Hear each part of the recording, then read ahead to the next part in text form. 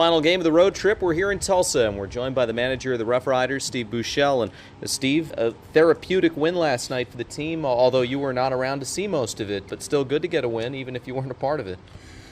Yeah, it's been a pretty rough go, and I think if you want, we can take any consolation out of it. I mean, there've been a lot of one-run games. We've been in them. We just had a hard time scoring runs, and last night was no different. We just came out on top this time in an extra inning game, and right now is when you struggle like this, any win's a good win, and we just keep plugging away. It's been a strange losing streak. As you said, all the games decided by one run. On one hand, you're in every game. You have a chance to be there right at the very end. On the other hand, of course, a loss is a loss. Does it make it any more or less draining when they're by one run? Nah, I don't think they make it any worse. We've pitched well, and up until maybe the last few games, we had a great defensive streak going where we were playing really good defense and keeping ourselves in the game. It's just a matter that we just really having a hard time putting hits together and scoring runs and executing. And you can attribute that to a lot of different things. I know the guys with a short bench that we have they're worn out, they're tired, but that's baseball. This time of year, everybody's tired, and you got to find a way to keep plugging away. Last night, what happened after the top half of the first inning? I almost didn't notice it until I saw Jason coaching at third base that you had been tossed. What went into that?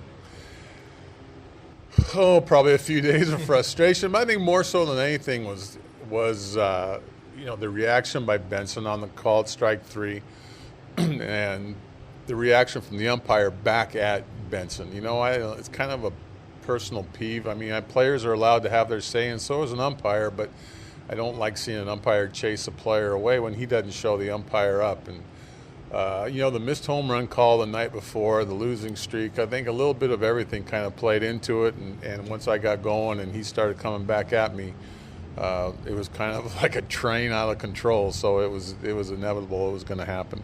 In a very early ejection after half an inning, what did you do for the next 3.5 hours? What can you do when you're thrown out of a game? I watched the game from my office. I actually, about the fifth inning, showered and watched a couple innings from up on the concourse behind home plate, and then went back down and watched the rest of the game on TV. If you're going to get tossed out in a game, getting thrown out in the first inning is probably not the best way to go, but it makes for a long night, and the extra innings made it even longer.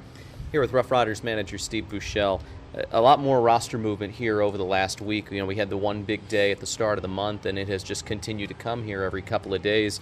New player here or there. On the positive side, you've had your pitching staff really rebuilt and a few exciting arms. You've already seen what Martinez, Eichhoff, and Jackson have been able to do, and the results have been very positive. Yeah, for this late in the year to have this many moves, I would say is probably pretty rare. I haven't seen it in the times I've been managing, but as far as the pitchers go, we got 3 young arms in our starting rotation that I look forward to pitching every night. That I think they bring a lot to the table. They've had good years in Myrtle Beach, and now what they've shown so far is that they can compete here too. So we got Jared Eichhoff going tonight, and again, it's one of those nights where you really look forward to seeing your pitcher go out there. I thought it was encouraging the way he started on Tuesday in Springfield. Clearly was a little bit nervous in that first inning, but then settled down very nicely and really had a great performance. Yeah, the first inning, you'd look up at the radar, and they're not always truth tellers, but you saw 95, 97, and I think he was just up there, blowing and going and chucking as hard as he could. And I think after that first inning, he kind of settled in, found a nice little rhythm and pitched, and he showed what kind of pitcher he can be. So I'm sure going out today, he'll probably still feel the butterflies a little bit, but I think he'll be a lot more settled than his first start. You've got a new third baseman, Ryan Rua, only been around for a couple of games, so it's tough to draw too much from what he's done up there offensively and defensively. But what are some of the challenges of a guy who gets promoted 2 levels, a position player, which is rare when it's a position player who's more than just a utility guy, more than a space filler? He's going to get playing time here. What does he have to try and work through, and what challenges does he face rising up to the AA level? Probably the biggest challenge is playing third base every day. I think he played second base most of the year. Maybe played third for about a week before he came up here, so I think there's still a little bit to learn. Going from a corner to the middle is a lot easier than going from the middle of the infield to a corner. So I think he's making a difficult or a harder transition going from second to third. And he's going to see better pitching, obviously, at the Double-A level. But so far from what we've seen, and it's only been a few games, looks like he can handle it. He swings the bat good. He puts on a pretty good show in BP, and we'll see if he can carry some of that over into a game. Why is that change much more difficult going from the middle to the corner?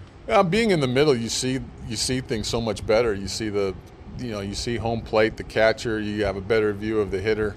On the corner, obviously, you're limited to half the side. So just the adjustment, reading the balls off the bat, makes it a lot tougher. And finally, Callie Sams was added to the team. A little bit of an unexpected addition to the roster, but at the same time, probably welcome, seeing as you saw and I saw what he can add to a team, both offensively and defensively. Yeah, he made an outstanding catch last night. He runs the bases. For a big guy, he can run a little bit, and he's not afraid to be aggressive. And I think he gives us some presence, in the middle of the lineup, a guy that if he gets hot, when he was with San Antonio, he showed what he could do. Unfortunately, it was against us. Hopefully we'll get a little bit of that now on our side, and he can provide a little power and presence in the middle of the lineup for us. Boo, congrats on the win last night. Best of luck here trying to close out the road trip with a victory. All right, thanks, Alex. That's RoughRiders manager Steve Buechele. We're back right after this on the Frisco RoughRiders Baseball Network.